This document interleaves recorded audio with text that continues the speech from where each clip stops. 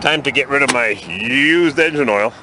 Been driving with it all the way from California. Used engine oil, 2 gallons of that. This thing holds 2.5 gallons, so I'd say that's 1.5, which is 6 liters, and I put 7 in. I'm taking it to O'Reilly's and getting rid of it. So how far can you go with used engine oil before it just gets kind of dumb? We're in Gallup, New Mexico, with my step bumpers, looking for Goodwill, which is right there, to buy some winter clothes because it's cold here. Check the mud. Let's see. Put in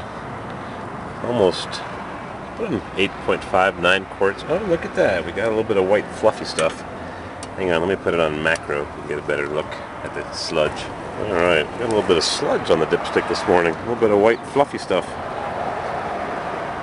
Head gasket problems? I don't know. It's not quite as warm here as it was in California. I think my oil is right at the right level. Got 2 5-quart jugs, almost 6-liter jugs, 5.5 liter. I put in most of the second one. That was the mud in the dipstick for the transmission. Using my speedometer cable. I should have bought one on eBay for $13, 36 at AutoZone or 76 from Mercedes, but I didn't get around to it. That was the mud.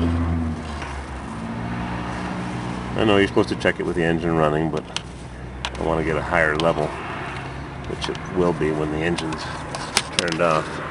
Can't see a thing. Come on, camera. Stay still. Let's see if we can wipe some off and see if it's red. Yeah, it's reddish. A lot better than that brown crud. I changed pretty much all of it, 95%. When you drain the torque converter and take the pan off, you get pretty much most of it. Of course, there's still some in the clutch packs, but tap, tap, tap, tap, tap. Mercedes says to bottom the dipstick because it's way longer than it should be. And someone on the forum in big, huge letters says, do not bottom it. Yeah, it's kind of reddish now. Do not bottom the dipstick. So who do you believe, huh? There goes my speedometer cable. I'll just leave it down there and get tangled in the fan. Alright, let's see if we can get this thing home. Scotty Kilmer has a nice channel on YouTube. Don't buy a Mercedes. Crappy fuel mileage, too many spark plugs, too complicated. Even the ambient trunk lamp indicator showed a code, fault code. I don't know, this thing's been pretty reliable. It's got a lot of miles and it's carrying my step bumpers at Goodwill. Except for a dent in the roof. And bumper hit the tailgate. Got a dent in the tailgate.